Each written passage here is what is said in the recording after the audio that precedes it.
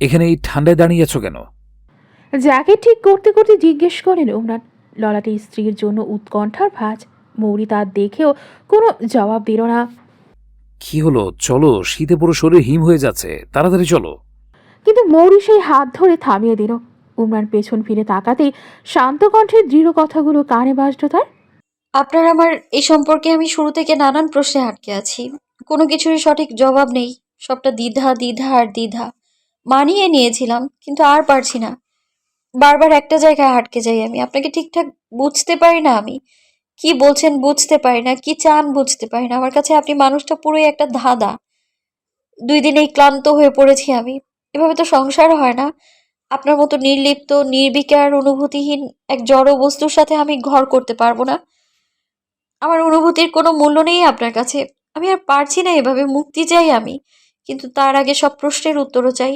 এখন কি প্রশ্ন সেটা জিজ্ঞেস করে আমায় উন্মাদ হতে বাধ্য করবেন না। যা প্রশ্ন আমার মনে আছে সেসব নিজেই সৃষ্টি করেছেন। তাই কি প্রশ্ন তা খুঁজে বের করে উত্তরও আপনিই দেবেন। আজ উত্তর না দিলে আমি এখান থেকে এক পাও নড়ব না। জ্যাকেট খুলে ফেলায় উমরানের গা ঠান্ডা হয়ে এসেছে। শুধু সাদা শার্ট গায়ে, ঝাপসা কুয়াশা, সাথে অল্প হাওয়া বইছে, যা এই শীতে গায়ে শিহরণ অনুভব করাতে যথেষ্ট। কিন্তু মেজর উমরান তাওসিফ যে কোনো তাপমাত্রায় মানিয়ে নেওয়ার ট্রেনিং প্রাপ্ত। তাই গায়ে কাটা দিচ্ছে কিনা প্রশ্ন করার অবকাশ রাখে না। উমরান পূর্ণ মনোযোগে শুনলেন স্ত্রীর সব কথা। এরই মাঝে মৌরি ফের আওয়াজ তোলে। আপনাকে সকালে কেন জানি ভালো লাগছিল। মনে হচ্ছিল তখন যে রূপটা দেখিয়েছেন, কোথাও না কোথাও ওটাই আসল আপনি। কিন্তু না, আপনি সেই পুরনোটাই, আগাগোড়া ধোঁকাবাজ একটা। প্রথম আমাকে বিয়ে করে উশসীর সাথে ওর মায়ের সাথে প্রতারণা করেছেন। উশসী আর ওর মায়ের কথা না জানিয়ে আমার সাথে প্রতারণা করেছেন। আবার বাইরের মেয়েদেরও সুযোগ দেন নিজের প্রতি। এদিকে ভাব এমন যেন পৃথিবীর শ্রেষ্ঠ স্বামী, শ্রেষ্ঠ বাবা। কত রূপ দেখাবেন আপনি। বেশ খানিকক্ষণ নিশ্চুপ থেকে স্ত্রীকে দেখে গেলেন উমরান।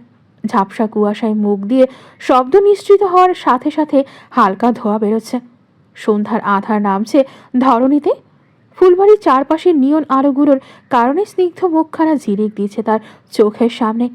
উমরান স্থির দৃষ্টিতে তার দিকে চেয়ে অবশেষে মুখ খুলেন। বাইরের মেয়েদের সুযোগ দিয়ে বলতে? কাদের সুযোগ দেন সেটা আপনার ভালো জানার কথা। আমাকে নিয়ে ফের দ্বিধাদ্বন্দ্বে ফেলার চেষ্টা করলে আমি কি করবো আপনি ভাবতেও পারবেন না। এখন কথা না ঘুরিয়ে যান এখাতে। যা জানতে চেয়েছি তার জবাব দিন আপনি। নিচে উশসীকে একা দোলনায় রেখে এসেছি। থাকুন। নরম হতে গিয়েও শক্ত জবাব মৌরির। উমরান চোখ বন্ধ করে গভীর শ্বাস টানে।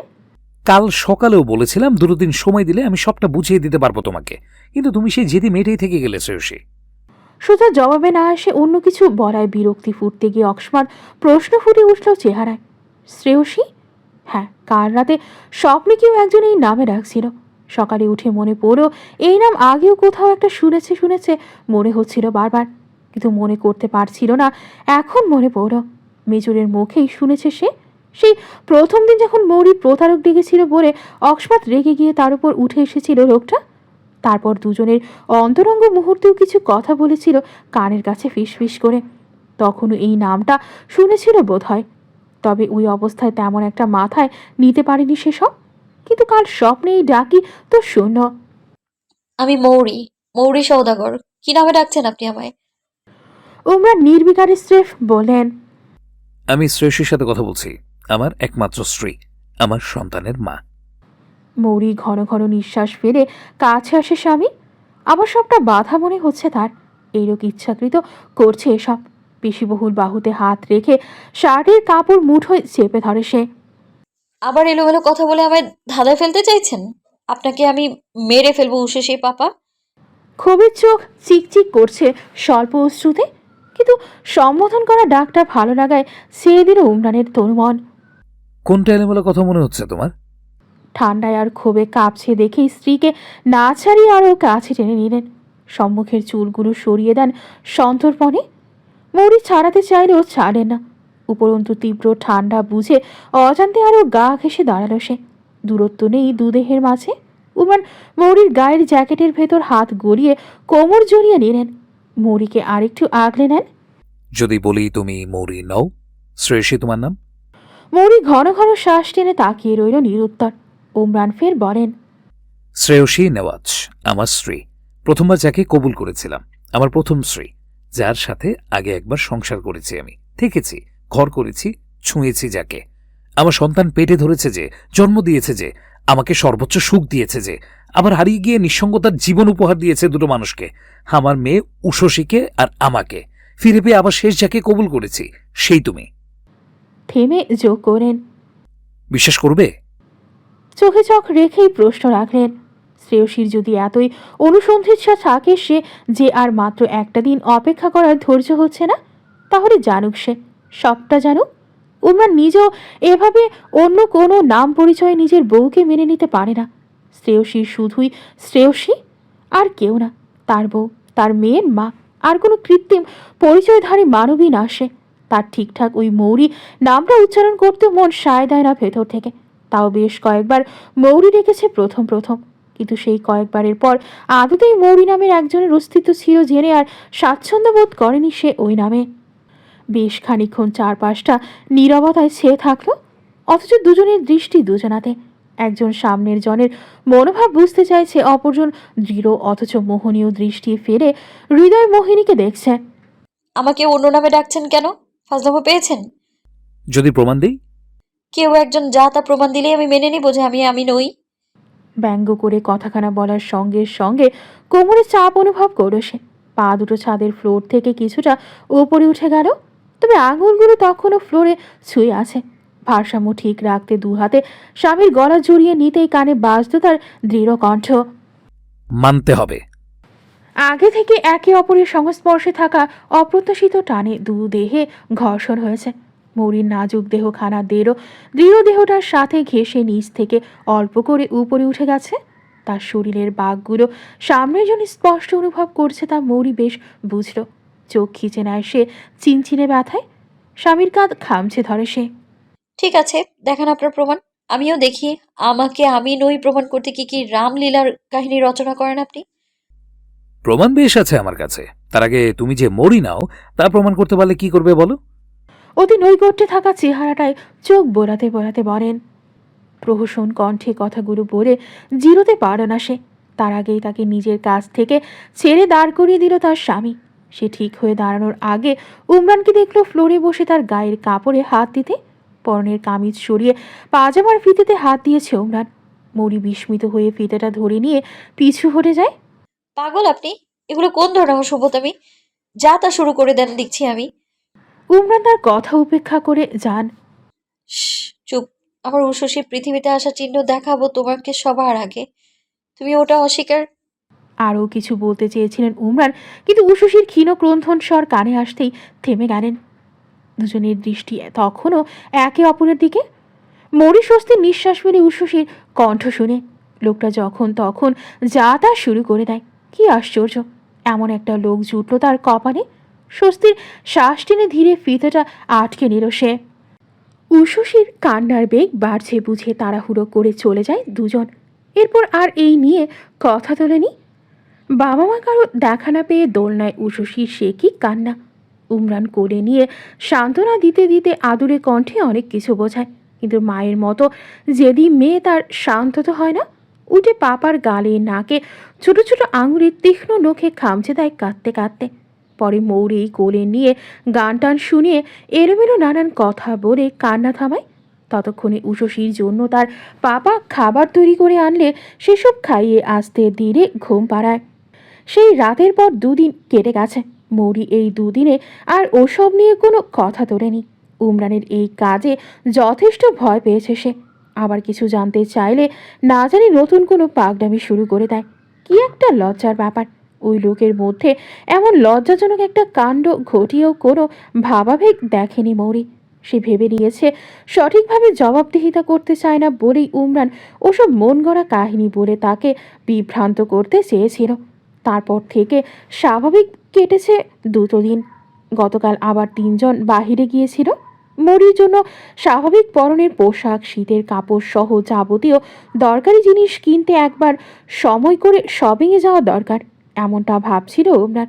যদিও মৌরিকে ডক্টর দেখাতে হবে, বের হলে তখনই ওকে নিয়ে প্রয়োজনীয় সব কেনাকাটা করে ফেলবে শপিংয়ে ঢুকে। এমনটা পরিকল্পনা ছিল তার। কিন্তু সেদিন অতিথিদের আগমনে তার ডক্টরের কাছে যাওয়া হয়নি বলে কেনাকাটাও হয় না। তাই আজই বের হয়। আবার অ্যাপয়েন্টমেন্ট নিয়ে ডক্টর দেখিয়ে ফেলল মৌরিকে। মৌরি জানতো তারা শপিংয়ের জন্য বের হয়েছে। হঠাৎ হসপিটাল নিয়ে যাওয়ায় একটু চিন্তিত দেখায় পরিচিত কেউ হসপিটালে ভর্তি হলো কিনা ভেবে। তারপর ঢুকার পর থেকেই হসপিটালের কর্মীরা সহ অন্যান্য ডক্টরদের তার স্বামীকে সম্মান জানাতে দেখে কৌতূহল জাগে। আশপাশটাই তাকাতেই চোখে পড়ে দেয়ালের একপাশে লেখা চৌধুরী ক্লিনিক অ্যান্ড হসপিটাল। এতে একটু নিশ্চিন্ত হয়েছিল নিজেদের হসপিটালে অন্য কোনো দরকারে এসেছে ভেবে।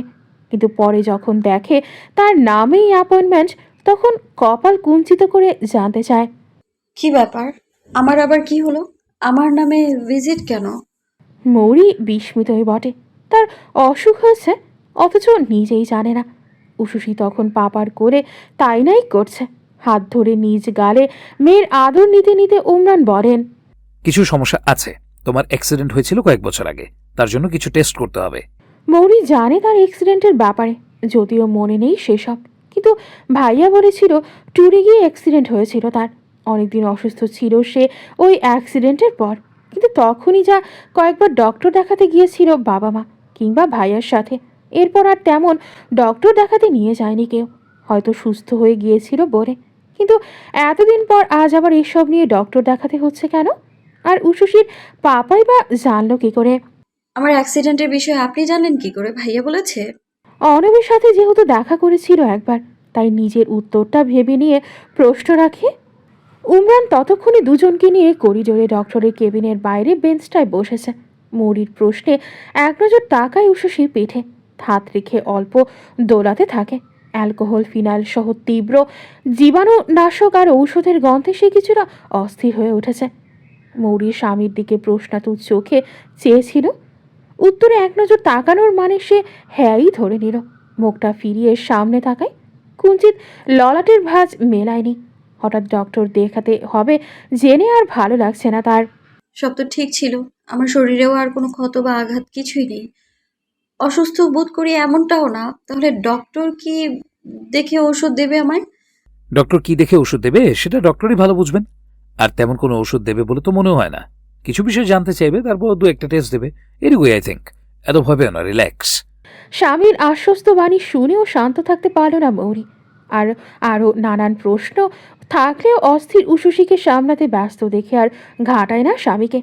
মিনিট কয়েক পর তাদের ডাক পড়ল। তিনজনেই ভেতরে প্রবেশ করে। ডক্টর তাদের স্বাগতম জানিয়ে বসতে বলেন। উমরানের সাথে কুশলাদি বিনিময় করে উশুসিকে আদর করে দিলেন। মৌরির সাথেও সৌজন্য সূচক কথা হলো। ততক্ষণে বসে পড়েছে তারা। তো চা নাকি কফি? কোনোটাই দিতে হবে না ডক্টর, আমরা খেয়েই এসেছি। ততক্ষণে চা কফি সহ আরও কিছু নাস্তা চলে এসেছে। উমরান এসেছে দেখে আগেই পাঠিয়েছে রিসিপশনিস্ট। ডক্টর ড্রয়ার থেকে একটা চকলেট আর ললিপপ বের করে উশুসিকে আদর করে দিয়ে ওর হাতে ধরিয়ে দিলেন। করে থামছে না সে। টেবিলে বসিয়ে দেয় তার পাপা। ললিপপ নিয়ে ব্যস্ত হয়ে পড়ে উশুসি। তাহলে এবার কাজে আসি। থেমে ডক্টর ফের বলেন, রোগী তো হয়নি, তাই না? কিছু প্রশ্ন করব, যতটুকু পারবেন জবাব দেবেন, মিসেস তাওফিক। মৌরির স্বামীর দিকে এক নজর তাকিয়ে সম্মতি জানালো মাথা নেড়ে। প্যাডে কলম চালাতে চালাতে ডক্টর জিজ্ঞেস করেন, শরীরে কোনো ব্যথা তো অনুভব করেন, তাই না? না। অ্যাক্সিডেন্ট কীভাবে হয়েছিল মনে পড়ে? না ডক্টর, অ্যাক্সিডেন্ট যে হয়েছিল এটা মনে আছে ঝাপসার উপর। এর বাইরে অন্য কিছু, কিভাবে হয়েছিল, কেন, এইসব কিছুই মনে নেই। অ্যাক্সিডেন্টের পরও একেবারে মনে পড়তো না? মৌরি একটু ভেবে বলে, অ্যাক্সিডেন্টের পর জ্ঞান ফিরে টমায় পড়ে গেছিল কম। ওই সময় কি কি মনে ছিল, কি করতাম কিংবা বলতাম, এসব এখন তেমন একটা মনে করতে পারি না। তাই টমার সময়টাতে আগের কিছু মনে ছিল না কি না তাও মনে পড়ে না। সবটা আবঝাবঝা লাগে কেন জানি। ডক্টর তার দিকে পূর্ণ নজর ফেলে বলেন, ঘাবড়াবেন না, ট্রমা টাইমের বিষয়বস্তু ভুলে যাওয়া অস্বাভাবিক কিছু না। ট্রমা বা শারীরিক মানসিক আঘাতের সময় মস্তিষ্কে হিপোক্যাম্পাস ও অ্যামিগডালার কার্যক্রম সাময়িকভাবে প্রভাবিত হয়। এই কারণে নতুন ঘটনার স্মৃতি দীর্ঘমেয়াদী মেমোরিতে ঠিকভাবে স্টোর হয় না, এটা নর্মাল। থেমে আবার বলেন, আপনার কি সেই অ্যাক্সিডেন্টের আগের ঘটনাগুলো মনে পড়ে মিসেস তাওফিক? মৌরি এই প্রশ্নে একটু থমকালো। তার বিশেষভাবে কিছুই মনে পড়ে না। নিজের সম্পর্কে বাড়ির সবার কাছে যা জেনেছে তা অবধি সীমাবদ্ধ তার স্মৃতি। সময় নিয়ে বলে, না ডক্টর, তেমন কিছু মনে পড়ে না। আই থিঙ্ক আপনি নিজের পরিচয়টাও ঠিকঠাক নিশ্চিত ছিলেন না। I am right? তীক্ষ্ণ নয়ন ফেলে বলেন। মৌরির কেমন জানি লাগছে, এভাবে আগে কেউ এসব নিয়ে তার কাছে কিছু জানতে চায়নি। হঠাৎ খোলামেলা আলোচনায় কেমন আটকে আটকে যাচ্ছে সে। ঢোক গেড়ে বলে, আমি জানি না এসব। অ্যাক্সিডেন্টের পর সুস্থ হয়ে জ্ঞান ফেরার পর কি হয়েছে না হয়েছে কিংবা কি বলেছি, এসব মনে পড়ে না আমার। কাউকে চিনতে পেরেছিলাম কিনা তাও মনে নেই। তবে বাড়ির সবাই বলেছিল যে ভুলে গিয়েছিলাম আমি। এমনকি তাদের কথাও মনে ছিল না। আস্তে আস্তে চিনতে পেরেছি নাকি। আই মিন, ট্রমা টাইমে পরিবারের সাথেই তো ছিলাম আমি। ওই সময়টাতে কবে ওদের চিনে নিয়েছি জানা নেই সঠিক আমার। আপনার পরিবারের লোকদের সাথে নিশ্চয়ই কোনো না কোনো ছবি ছিল আগের। সেসব দেখলেও কি পরিবারের কাউকে চিনতে পারতেন না? না, সেসবে আমার এখনকার চেহারার মিল নেই তো। আমি ৩ মাস কোমায় ছিলাম। চেহারা একপাশ থেতলে গিয়েছিল। তারপর সার্জারি করিয়েছে, তাই মেলে না। ডক্টর চশমা ঠিক করে বলেন। তাই আপনার আগের কোনো ছবি দেখতে পারি? মৌরি টেবিলে রাখা হ্যান্ডব্যাগ থেকে ফোনটা বের করে একটা ছবি দেখায়। ডক্টর সেটা মনোযোগ দিয়ে দেখলেন, তারপর ঠোঁট চেপে বললেন, সার্জারি বলতে কোনো সার্জারি করিয়েছেন? রিকনস্ট্রাকটিভ সার্জারি নাকি প্লাস্টিক? মৌরিকে বিভ্রান্ত দেখালো। আমি আসলে জানি না। ভাইয়া তো মুখের সার্জারি করিয়ে দাগ চেঞ্জ করেছে, এমনটাই জানিয়েছে আমায়। কিন্তু মিসেস টপিক, আপনার এখানকার চেহারার সাথে তো 1%ও মিলে না ছবির চেহারা। রিকনস্ট্রাকটিভ সার্জারি করালে ন্যূনতম 40 থেকে 70% মিল থাকার কথা, আর ব্যাক সার্জারি করলে ন্যূনতম 20 থেকে 40% মিল থাকবে। এই সার্জারি ওই সার্জারি, আবার এত এত পার্সেন্ট মিল অমিল মানে কিসের কি? ডক্টর কি বোঝালো মৌরি তার কিছুই ধরতে পারল না। দ্বিধান্বিত চোখে তাকায় সে। আচ্ছা রিল্যাক্স, অ্যাক্সিডেন্ট পরবর্তী সময়টা এবার ওকে রাখ। আপনার অ্যাক্সিডেন্টের আগের কোনো কিছু মনে পড়তে চায় না।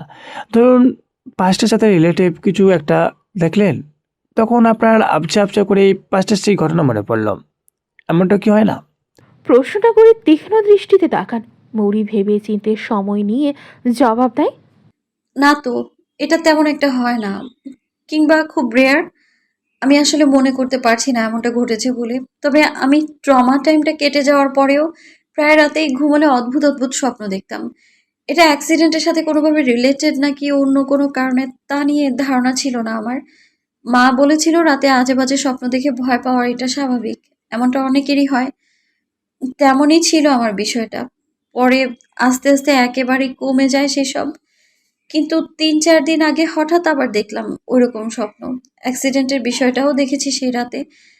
কয়েকজন মানুষের রোড অ্যাক্সিডেন্ট। কেউ ডাকছিল অনেক জোরে জোরে, বাচ্চা কাঁদছিল। আমার মনে হয়েছে স্বপ্নে আমিও আছি, কাঁদছি খুব। আমার জানা নেই কি ছিল, কিন্তু সেই দিন স্বপ্নে অ্যাক্সিডেন্ট হতে দেখেছি আমি। বলতে বলতে তাকে কিছুটা অস্থির দেখায়। তাও থামল না। ডক্টর পানির গ্লাস এগিয়ে দিলে সেটা শেষ করে ফের বলে, হয়তো আমার অ্যাক্সিডেন্টটাই ছিল ওটা। ট্যুরে অন্যান্য যারা গিয়েছিল তাদের সহ দেখেছি বোধহয়। আপনার সাথে সেদিন অন্যান্য যারা ছিল তাদের সাথে কি যোগাযোগ করেছেন? কেমন আছে তারা? চশমার ফাঁক দিয়ে মৌরিকে তীক্ষ্ণ নজরে পরখ করে বলেন ডক্টর। এই প্রশ্নে তাকে একটু দ্বিধান্বিত দেখালো। সে তো ওসব নিয়ে আর কোনো কিছু ভাবেইনি। আস্তে আস্তে সুস্থ হয়ে নিজের জীবনে ফিরেছিল, পরিবারের সবার মাঝে ফিরে এসেছিল। তার দৈনন্দিন জীবন কিংবা আশপাশ বলতে ছিল পরিবারটাই।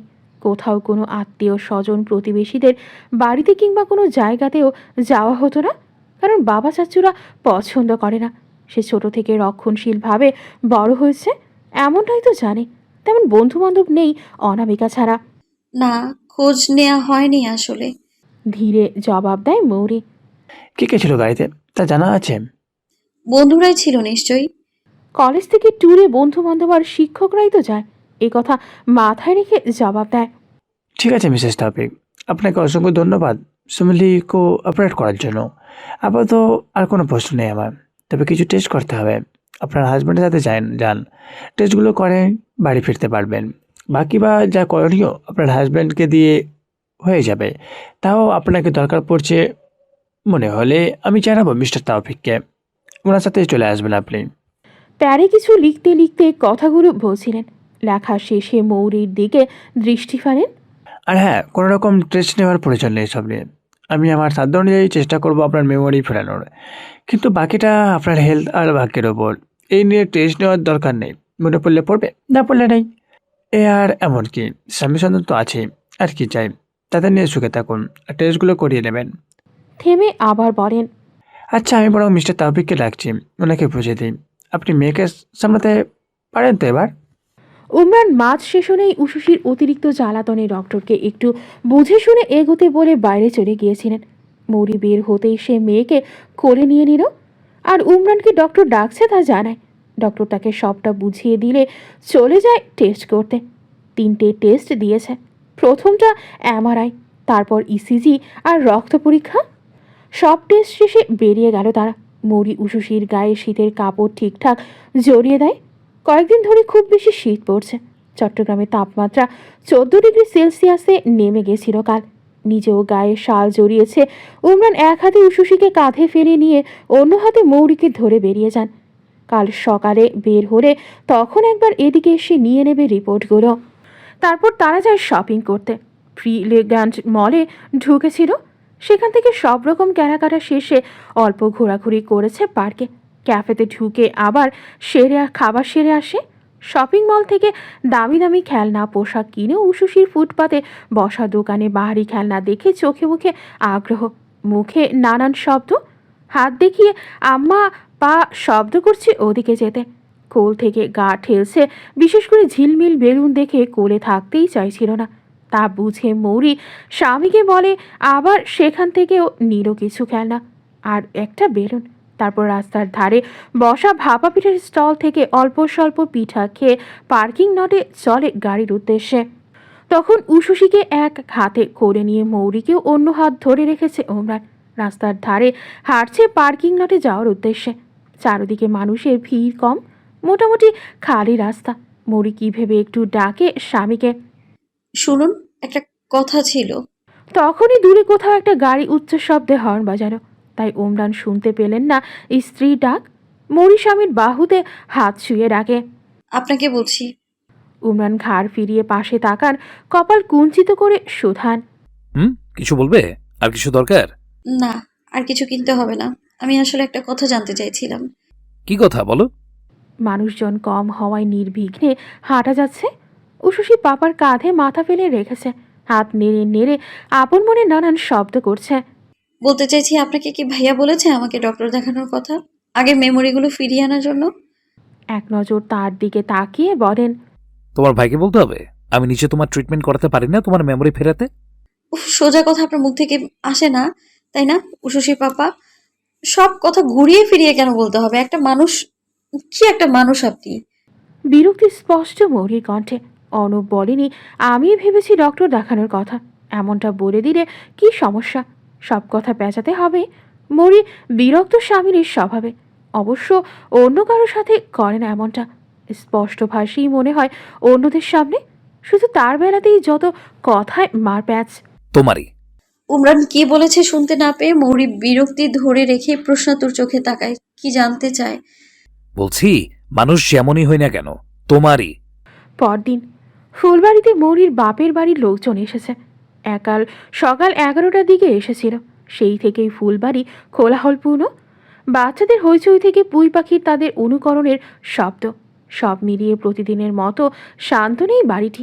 তার উপর আজ বাড়ির সবাই আসবে তা জানত না মৌরি।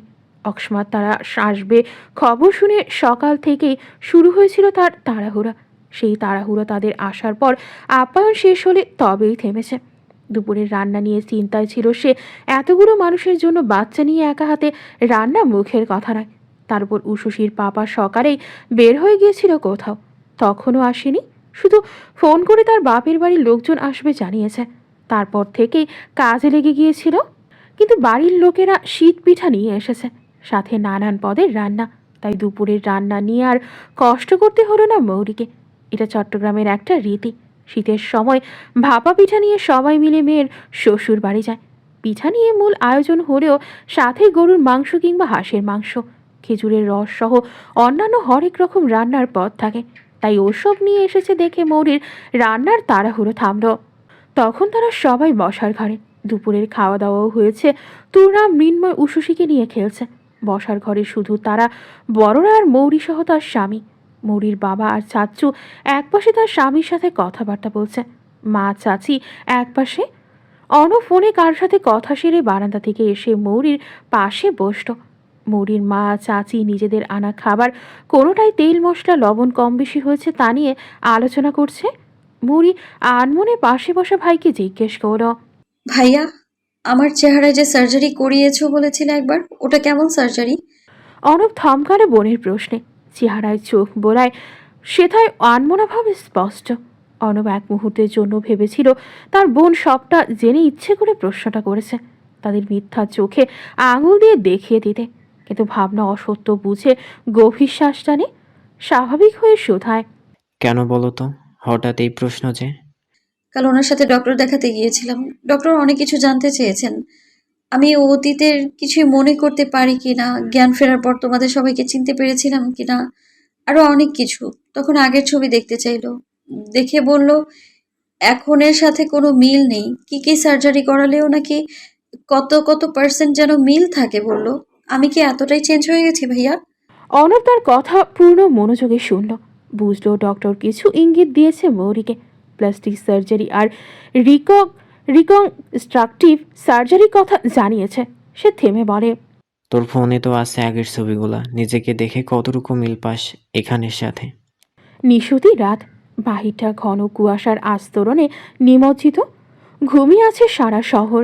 ফুলবাড়ির দোতলার সেই কক্ষটিতে তখন 3টি প্রাণের উপস্থিতি, অথচ কর্ণগোচর হচ্ছে কেবল দুজনের অস্থির শ্বাস প্রশ্বাসের প্রতিধ্বনি।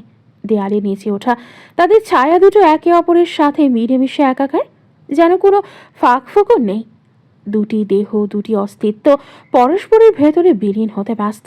একে অপরে মত্ত সেই দুদেহের নিজস্ব প্রেম ছন্দের অস্থির সুর থেকে থেকে কক্ষের দেয়ালে বাড়ি খাচ্ছে।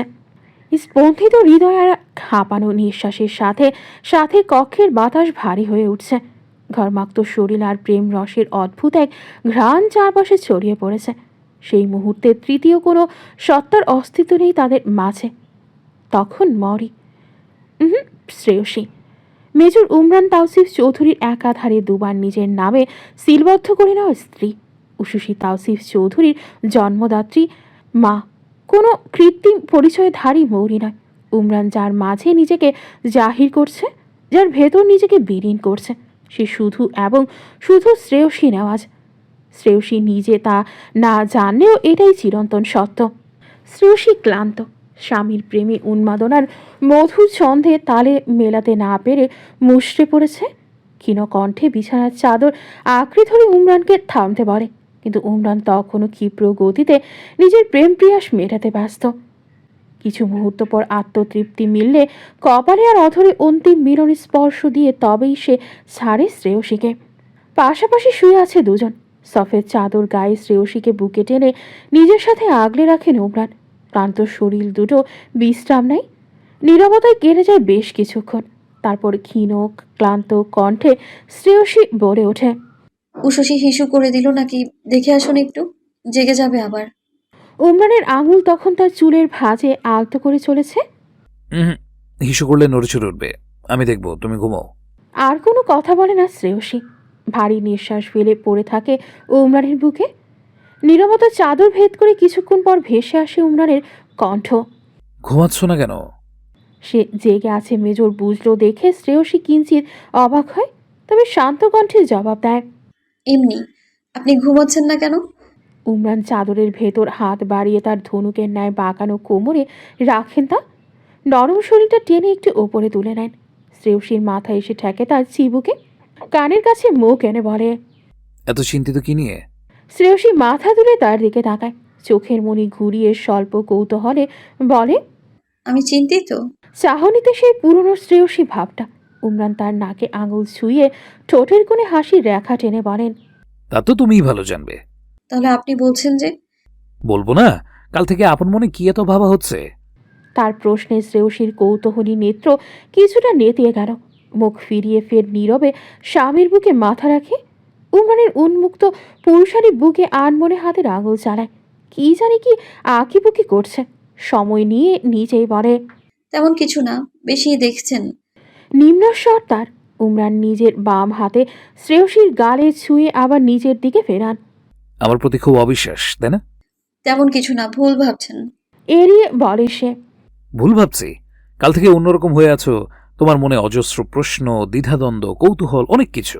তুমি জানো আমার কাছে আছে সেসবের উত্তর, আমি দিতেও চাই উত্তর, কিন্তু তুমিও জানো তুমি সেসব বিশ্বাস করবে না। এজন্য নিজেই আমার কথা মানবে না মনস্থির করে এখন আর কিছু জানতে চাইছো না।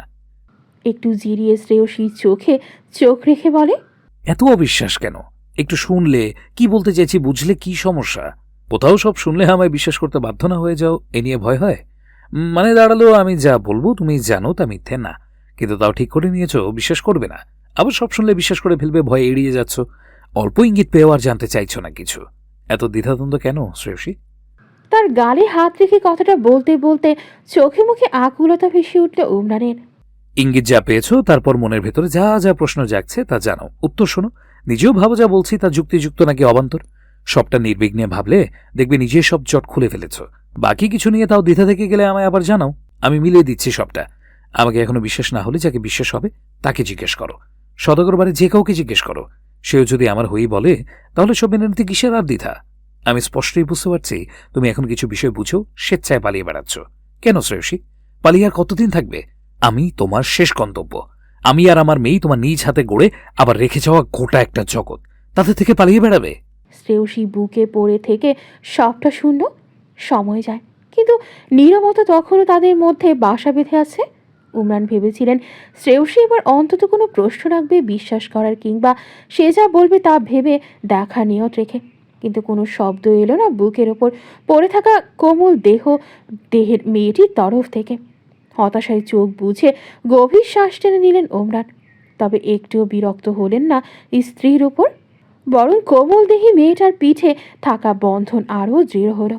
বিরক্তির সীমার চূড়ান্ত রেখা পার করলেও এই মেয়েটা তার মন এর অন্তঃস্থলের রানী। দূরে সরানোর প্রশ্ন আসে না।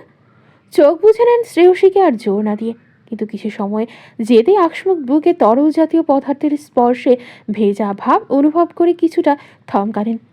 সেকেন্ড কয়েক সময় লাগালো কি হচ্ছে বুঝে ওঠার। নোনা জলে ভিজে উঠেছে বুকটা। শ্রেয়সী কাঁদছে, বিচলিত হল না সে। কক্ষে ঘুমন্ত কন্যার উপস্থিতি মাথায় রেখে সংযত কণ্ঠে বলেন, শ্রেয়সী কি হলো, কাঁদছো কেন? শ্রেয়সীর জবাব এলো না।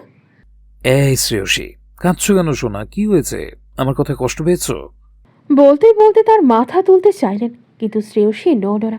আরও গভীরভাবে বুকের ভেতর মুখ গুজে ধরল। নিঃশব্দে কাজ শেষে নীরব কান্নার মাঝেই বারবার কেঁপে উঠছে তার শরীর। উমরানের বুক ভিজে একাকার হয়ে গেল তার অশ্রু জলে। সে অধৈর্য হয়ে ওঠে খানিক। এই মেয়ে, কি হলো তোমার? আমি খুব সরি শোনা, আর এসব নিয়ে কথা তুলবো না, প্রমিস। তুমি থামো, কোন কথায় কষ্ট পেয়েছো আমাকে জানাও, আমি কান ধরবো, ট্রাস্ট মি।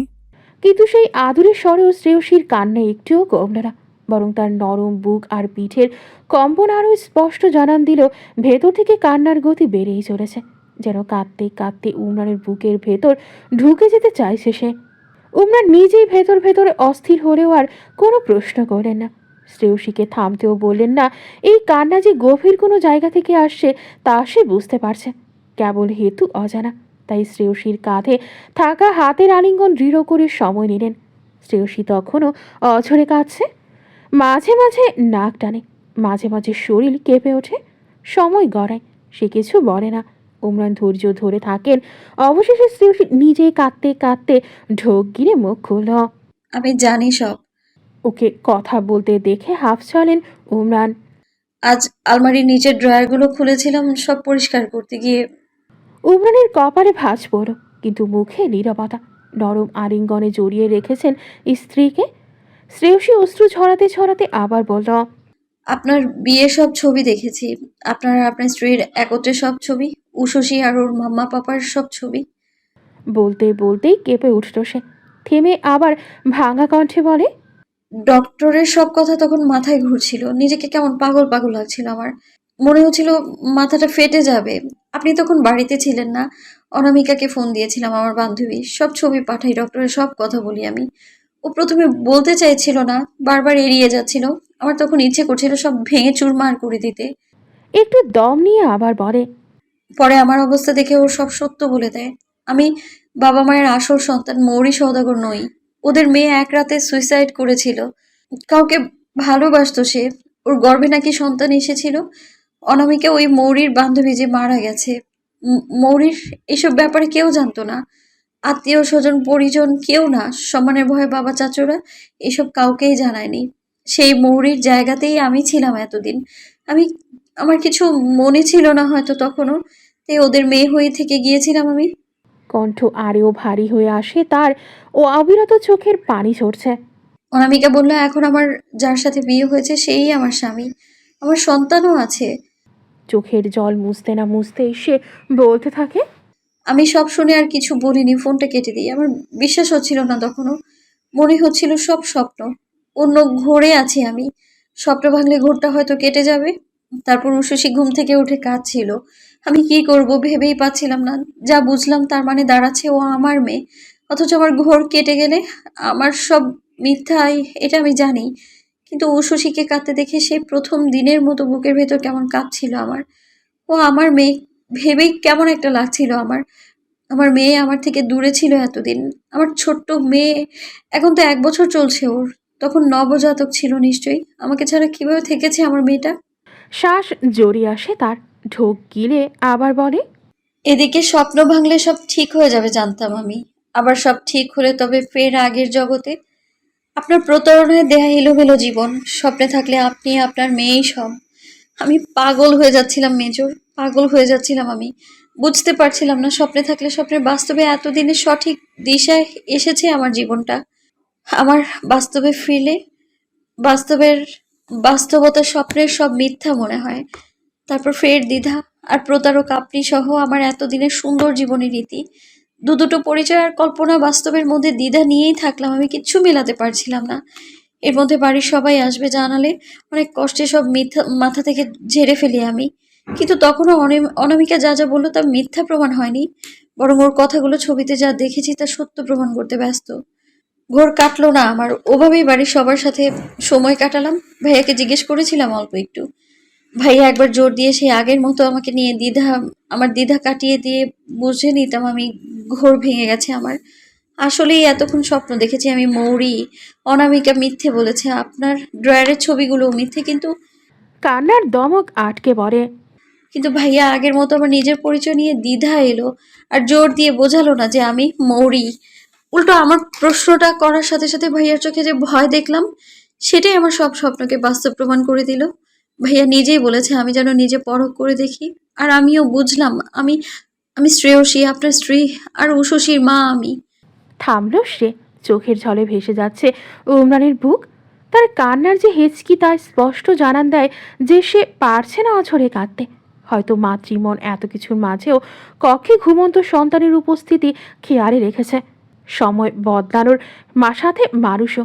শ্রেয়সী এখন আর আগের মতো অতটাও অবুঝ নয় যে মুখ যুক্তি কি বলছে বুঝবে না। ডাক্তারের সব কথা ক্ষণিকের বিভ্রান্তিতে ফেললেও সে ওসব বিষয় খুঁটিনাটি নিজেই বুঝে নিয়েছে পরবর্তীতে। আগেও নিজেকে নিয়ে দ্বিধা আসতো, কিন্তু সে অন্য কেউ হতে পারে এমন কিছু তার ধারণাতেই ছিল না বলে পরিবার যা বুঝিয়ে দিত তাই ধরে নিত। সেদিন রাতে উমরান কিছু কথা বলে দিয়েছিল, ওসব আর ডাক্তারের কথাগুলো ভেবেই অজানা অস্বস্তি হয়। এসবের মধ্যেই ছবিগুলো দেখে নিল, যেখানে সে আর উমরান স্পষ্ট, সাথে তার সন্তান। না মানতে চাইলেও তখনই উমরানের সে রাতে বলা কথাগুলো মাথায় চলে আসে। সেই তার প্রথম স্ত্রী আর উশসীর মা। আবার অনামিকা শ্রেয়সী সম্পর্কে জানতে না পারলেও আসল মৌরি সম্পর্কে জানিয়ে দিল। সাথে অনব ভাইয়ের চোখে যে ক্ষীণ আতঙ্ক, তাদের ভুল বুঝে দূরে সরে যাবে আশঙ্কার হাহাকার, আর লুকোচুরি শেষ হওয়ার গোপন স্বস্তি দেখেছিল মৌরি। তারপর আর কোথায় যেতে সে না মানে। এত কিছুর পর সব বুঝেও না বোঝার ভান করলে তো পালিয়ে বেড়ানোই হতো। তাহলে কাদা হচ্ছে কেন? এতক্ষণে উমরানের কণ্ঠ শোনা গেল। ছোট্ট একটা প্রশ্ন রেখে ঢোক গিলে সে আবার বলে, কাদা হচ্ছে কেন শ্রেয়সী? কথাটা প্রশ্নসূচক হলেও উমরানের ভেতর থেকে কেমন প্রশান্তির আভা বের হলো। দীর্ঘ 1 বছরের যন্ত্রণার অপেক্ষা থেকে রেহাই পাওয়ার আরও একটি মধুর ধাপ বেরোলো। শ্রেয়সী নিরুদ্দেশ হওয়ার মতো দিন পার হয়, তত চারদিক থেকে নিশ্চিত বাণী পেলেও সে তার শ্রেয়সী আর নেই। মরে গেছে সে। একটা মেয়ে এভাবে তো উধাও হয়ে যায় না। এত খোঁজ অনুসন্ধানে যাকে পাওয়া যায়নি সে বেঁচে থাকবে এই নিছকই মিরাক্কেল, যা সৃষ্টিকর্তা প্রসন্ন হয়ে ঘটালে তবেই ঘটে, এছাড়া নয়। সেখানে যেই মেয়েটির আয়ুর ভাগ্য বাবা মায়ের মতো না হয় কোথাও, এই নিয়ে আগে থেকেই চেনা জানাদের মুখে চর্চা ছিল। সেই মেয়েটির ক্ষেত্রে মিরাক্কেল ঘটা অকল্পনীয় বটে। তবু উমরান ধৈর্য হারায়নি। একবারের জন্য তাদের কথা এসে মনকে মানতে দেয়নি যে শ্রেয়সী আর নেই। অপেক্ষায় ছিল সে, ওকে খুঁজে পাওয়ার অপেক্ষা। শ্রেয়সীকে না পেলে হয়তো এই অপেক্ষা জীবনের শেষ নিঃশ্বাস অব্দি থাকতো। কিন্তু ভাগ্য প্রসন্ন তার, খুঁজে পেল সে তার প্রিয়তমা স্ত্রীকে। চারপাশের মানুষদের ওসব কথা মিথ্যা প্রমাণিত হলো। অপেক্ষার এক ধাপ যেদিন ওর অস্তিত্বের জানান পেল সেদিন ফুরোয়, আরেক ধাপ তাদের বাবা মেয়ের জীবনে এনে ফুরোয়, আর আজ আরও একটি মধুর ধাপ ফুরালো তার। বাকি শুধু ওর সবটা মনে পড়া। ভাবনা চিন্তার মধ্যে উমরান কাঁদছ কেন প্রশ্নের জবাব কানে এলো। কষ্ট হচ্ছে। অতি কান্নায় শ্রেয়সীর কণ্ঠ যেন নাক থেকে আসছে, মাথাটা তখনও উমরানের বুকে। কেন, শ্রেয়সী নেওয়াজ পরিচয়ে কষ্ট পাচ্ছ? সে মাথা নাড়ায়। উষসীর মা বলে কষ্ট পাচ্ছ? আবার মাথা নাড়ায়। সদাগর পরিবারের আসল মরিনও বলে কষ্ট পাচ্ছ? এবার মুখে জবাব দিল সে। না, তাহলে? আমার কেন কিছু মনে পড়ছে না উষসী পাপা। বড্ড ব্যাকুল শোনালো তার সেই কণ্ঠ। স্বামী সন্তানই অনেক স্মৃতি দেখলো আজ সে, অথচ একটা ক্ষীণ পলও সে মনে করতে পারল না এখনো অবধি। অনেক চেষ্টা করেছে কিন্তু পারছে না শ্রেয়সী। আমি আপনাদের খুব করে মনে করতে চেয়েছি। ছবিতে আপনার আমার বিয়ের ওই মুহূর্তগুলো, উষসীকে নিয়ে হসপিটালে ওই মুহূর্তগুলো, কোনো কিছু মনে পড়ে না আমার, কিচ্ছু না। স্বপ্নতে যা যা দেখি এই সবই আধো আধো মনে আছে, কিন্তু আর কিচ্ছু মনে আসে না কেন আমার। নাক টেনে উঠল সে ব্যাকুল কণ্ঠে কথাটা বলে। আজ সকালে গিয়ে গতকালকে সব টেস্টের রিপোর্ট দেখে এসেছে উমরান। অস্বাভাবিক কিছু নেই, ব্রেনে কোনো ড্যামেজ নেই। অল্প যা ছিল সেসবের চিকিৎসা অনবরই করিয়ে ফেলেছে। শ্রেয়সী চেক আপ করা সেই ডক্টর আর তার বাবার পরামর্শ অনুযায়ী উমরান সাইকোলজিস্টের শরণাপন্ন হবে ঠিক করেছে।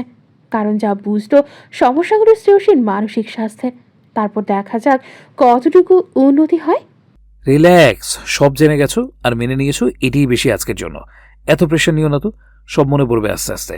ট্রমায় ছিলে তাই কোনো সমস্যা হয়েছে হয়তো, অতিরিক্ত মানসিক আঘাত পেলে এমনটা হয়।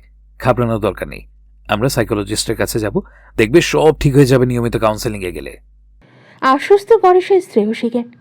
শ্রেয়সী মানল তা। অনেকক্ষণ চুপ থেকে কান্না কমালো। উমরানও সময় দিলেন পিঠে, মাথায় হাত বোলাতে বোলাতে। তারপর নাক টানতেই শ্রেয়সী জানতে চায়, আমার বাড়ি কোথায়? উমরান কপাল কুঁচকে বলে, এটাই তো।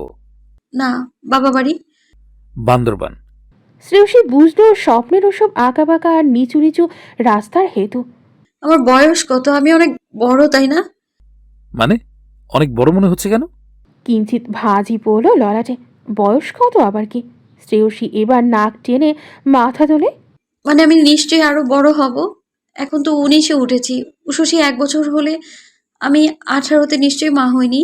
বিয়ে 18-তে হলে মা হওয়ার কথা অন্তত 19-এ পা দেওয়ার আগেই। সে এখনই 19 বছর। আর উষসী 1 বছর হলে মা কখন হলো? 18-তে? তাহলে বিয়ে কখন হলো? শ্রেয়সী আগের মতো আর অবুঝ নেই, অনেক কিছু বোঝে। 18-র আগে নিশ্চয়ই বিয়ে হয়নি তার, তাও সামরিক বাহিনীর লোকের সাথে। তাই বয়স বেশি হবে এই আন্দাজই আসবে স্বাভাবিক।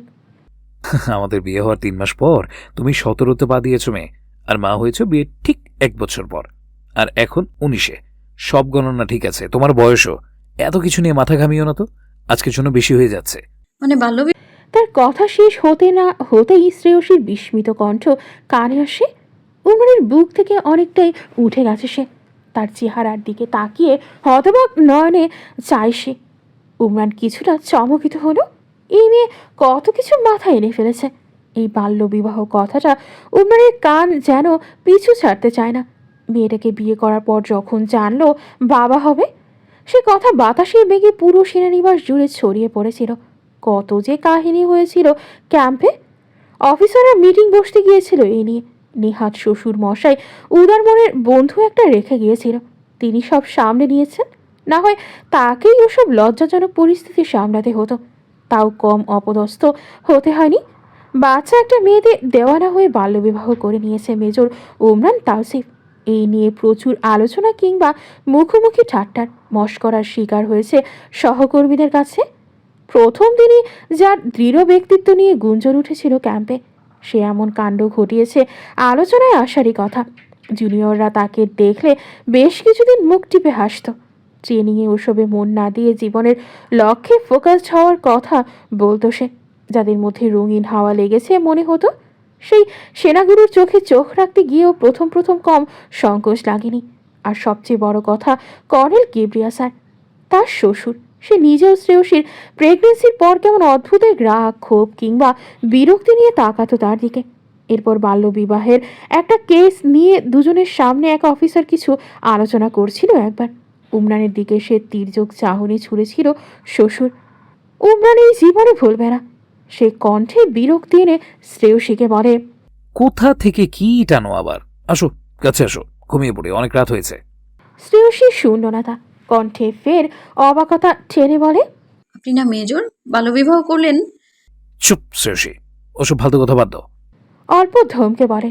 শ্রেয়সী কর্ণপাত করলে তো, আপনি পারলেন? ছি ছি, আমাকে লেখাপড়া করতে দিয়েছিলেন তো, নাকি সেসবও বাদ ছিল? আর আমার বাবা মা আমাকে বাল্যবিবাহ দিল, আশ্চর্য।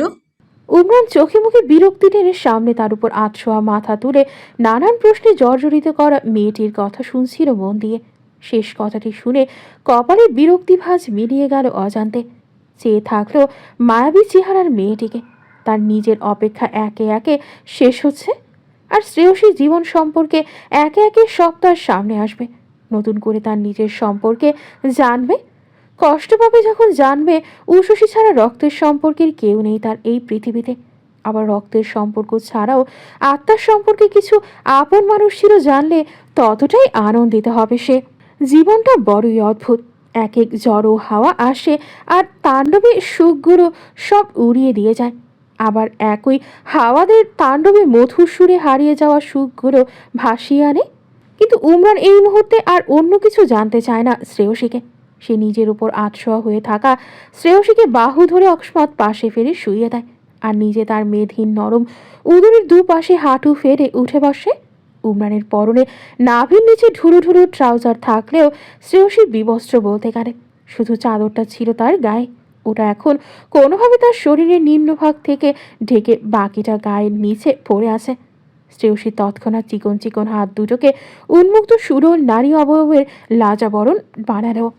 উমরের আকস্মিক এহেন কাণ্ডে তার আতঙ্কিত চোখ দুটো স্বাভাবিকের তুলনায় বড় হয়ে এসেছে। মাথার ঘন কেশ রাশি বালিশে এলোমেলো হয়ে পড়ে আছে। কিছু উন্মুক্ত ফর্সা মেয়েলি গলায় লেগে থাকলো আলতোভাবে। ভীষণ আবেদনময়ী আর চোখ ধাঁধানো সেই দৃশ্য পুরুষ লোকেদের মাথা খারাপ করার মতো। উমরানও অমনোযোগী চিত্তে চোখ ঘোরালো তাতে। নিজ অবয়ব ঢাকতে ব্যবহৃত হাত দুটো থেকে গলার প্রলুব্ধিময় কলার বোন সহ আলতোভাবে ওখানে লেপ্টে থাকা চুলগুলো।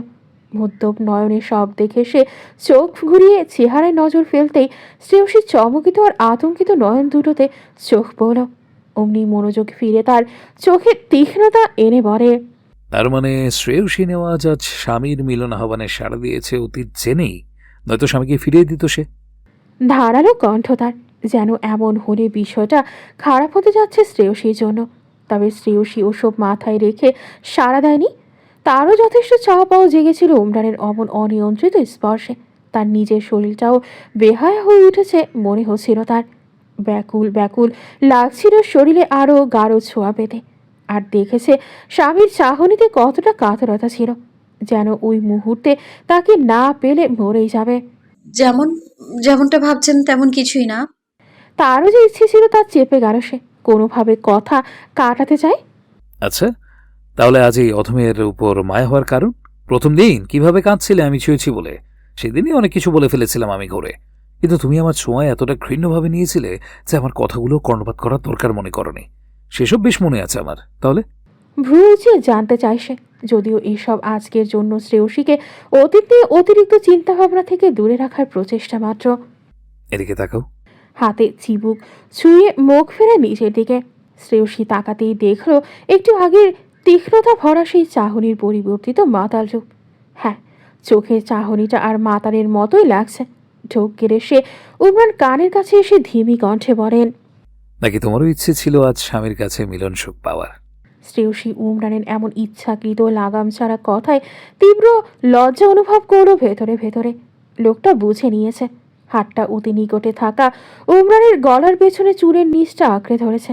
অস্থির শ্বাস প্রশ্বাসের সাথে সাথে উমরান ফের বলে ওঠে, সেদিন যে কাঁদছিলে আমি ছুঁয়েছিলাম বলে, তার শাস্তি পাবে আজ। কথাটা বলেই গালে ঠোঁট ছুঁয়ে তার নিজ অবয়ব ঢাকতে রাখা অবশিষ্ট এক হাতটাও সরিয়ে নেয়।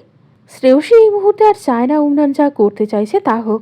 শ্রেয়সী উশুসী যেভাবে এত ফিসফিস গুঞ্জনীয় নিশ্চিন্তে বেঘরে ঘুমাচ্ছে, পরিপূর্ণ ঘুম হলে সকাল সকাল উঠে যাবে নিশ্চিত।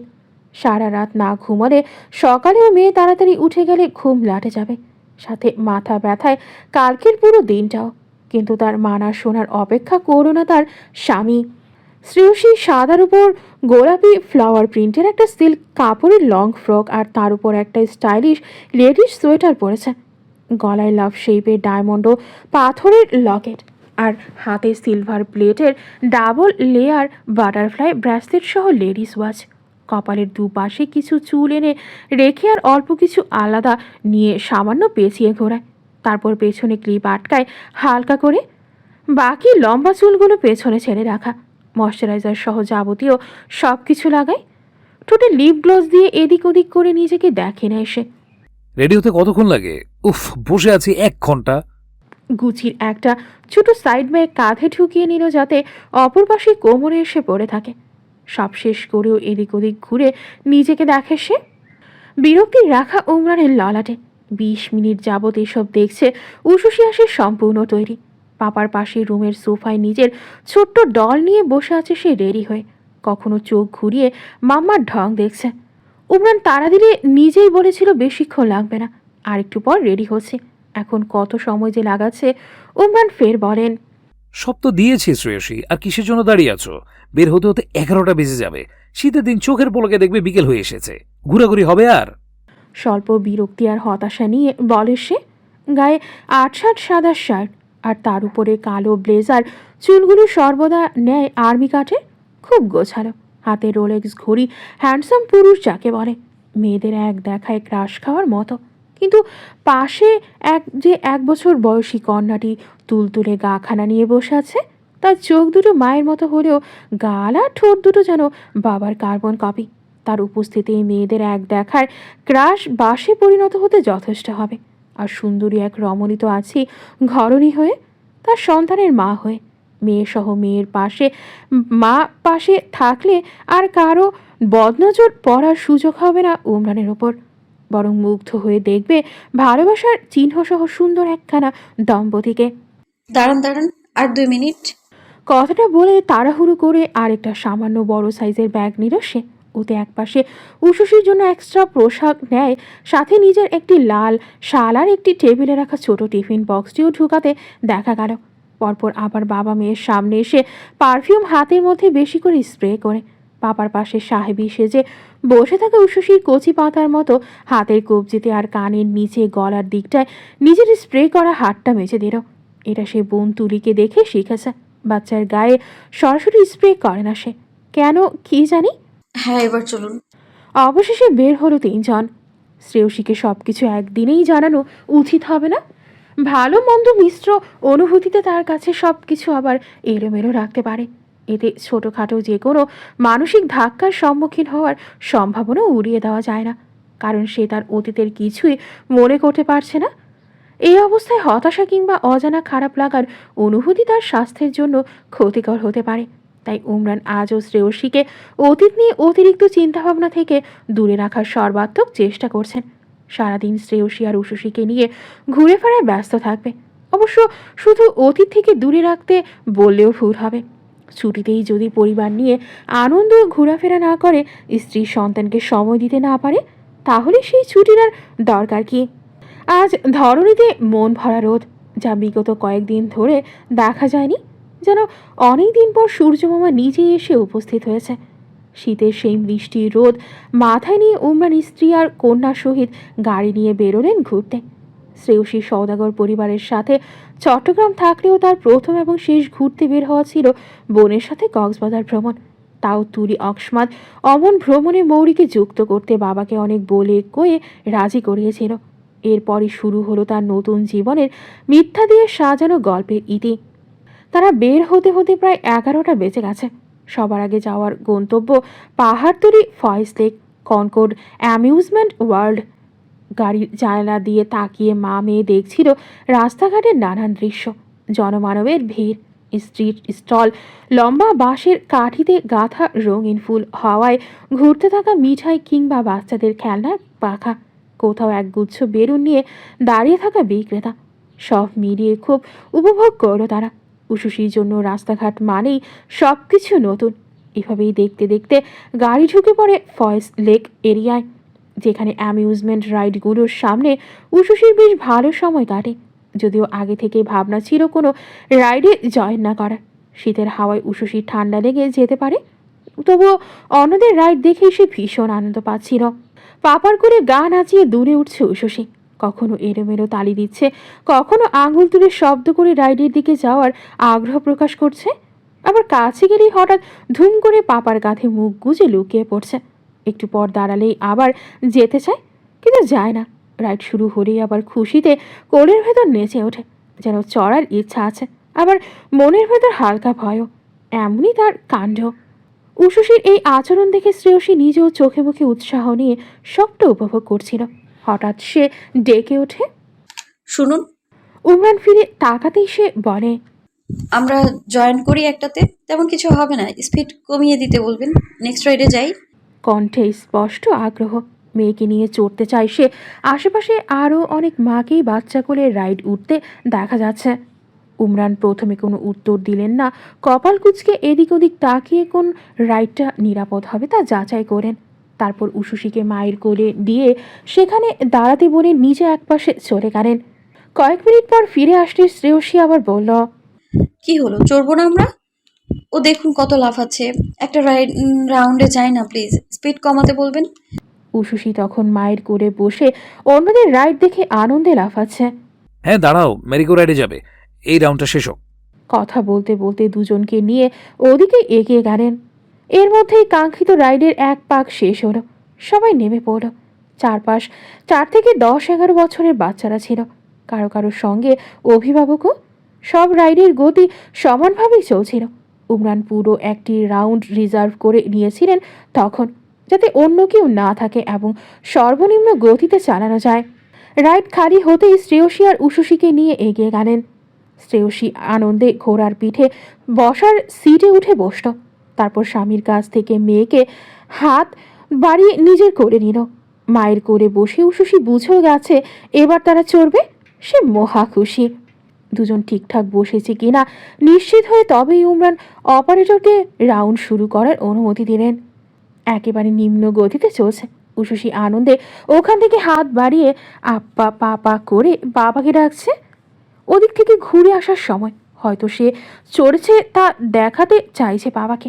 উমরান হেসে উঠলেন মেয়ের ইঙ্গিতে, আম্মা পাপা কলিজা মাম্মার সাথে চড়ছে, বাবা চড় দেখি, পাপার অনেক ভালো লাগছে। আদুরি স্বরে মেয়েকে সাড়া দিতে দিতে ফোন বের করে ছবি তোলেন। মা মেয়ের রাইড ভিডিও করেন। মা মেয়ের করে আনন্দে লাফাচ্ছে এক প্রকার। রাউন্ড শেষ হলে উশুশির আগ্রহ দেখে আবার কার রাইডে গেলেন উমরান সহ। শ্রেয়সীর জোড়াজড়িতেই যেতে হলো তাকে, কিন্তু বিপত্তি হলো উশুশিকে নিয়ে। সে আগেরটা ঠিকমতো উপভোগ করলেও কার রাইডে চড়তে সময় অকস্মাৎ ভয় পেয়ে কেঁদে উঠল। বাবার কাঁধে শক্ত করে পড়ে থাকে, শব্দ তুলে কাঁদতে কাঁদতে, যেন কেউ নিয়ে যাচ্ছে তাকে। কি আশ্চর্য, একটু আগেও তো ঠিক ছিল। বাবার সাথে রাইড পেয়ে নেকু হয়ে গেল নাকি? মাঝ রাইডেই নেমে যেতে হয় তাদের। নেমে বাবা মায়ের আরও আদর সোহাগ নিয়ে তবেই ক্ষান্ত হলো সে। দুপুরের আগ অবধি সময়টা ওখানেই কাটে। তারপর আশেপাশের একটা রেস্টুরেন্টে গিয়ে লাঞ্চ সেরে নিল। উশুশির খাবার নিজে বানিয়ে টিফিন করে নিয়ে এসেছিল শ্রেয়সী, তাকে ওসবই খাওয়ায়। জিরিয়ে ফের বের হয় তারা অন্য গন্তব্যের উদ্দেশ্যে। এবার যাবে ক্যান্টনমেন্ট সংলগ্ন এলাকায়। 8 ঘন্টার মতো লাগলো পৌঁছাতে। সবার আগে একটা ক্যাফেতে ঢুকে তারা। উমরানের কয়েকজন পুরনো বন্ধুর সাথে দেখা করে ক্যাফেতে। তারা ট্রেনিংয়ের পুরো সময়টা জুড়ে একসাথে ছিল। এরপর এক একজনের এক এক জায়গায় পোস্টিং হলে আলাদা হয়ে যায়। যারা চট্টগ্রাম ক্যান্টনমেন্টে আছে তাদের সবার সাথে দেখা হলো। স্ত্রী কন্যাকে পরিচয় করিয়ে দিলেন। উমরানের বিষয়ে তারা সবটা জানে। তার স্ত্রী নিখোঁজ হওয়া 1 বছর ধরে এমন মেয়ে নিয়ে তো স্ত্রীকে খোঁজার চেষ্টায়, আবার এসবের পেছনে যারা ছিল তাদের শাস্তি দেওয়ার চেষ্টায়। এসবেতে মগ্ন ছিল সে। তার উন্মাদের মতো শ্রেয়সীর অনুসন্ধান, দিনরাত এক করে অ্যাক্সিডেন্টের কালপ্রিটের জীবন ধস নামাতে মিশনে পড়ে থাকা, সবটা জানে তারা। উমরানকে অবশেষে তার বউ আর মেয়ে নিয়ে একসাথে দেখে সকলে খুব শান্তি পেল। ওখানে বন্ধুদের সাথে দেখা শেষে ক্যান্টনমেন্ট এরিয়ায় নিরিবিলি দিকটায় যায় তারা হাঁটতে। মাঝে মাঝে কয়েকজন চোখে পড়লেও তেমন কোলাহল নেই। শ্রেয়সী আর উশুশীকে নানান ভঙ্গিতে কতক ছবি তুলে দেওয়া হলো। উশুশী বাবার কোলে, শ্রেয়সী স্বামীর বাহু ধরে হাঁটতে হাঁটতে ফোনে সেসব ছবি দেখছিল। আর এটা এমন হয়েছে, ওটা এমন হয়েছে অভিযোগ করছে স্বামীর কাছে।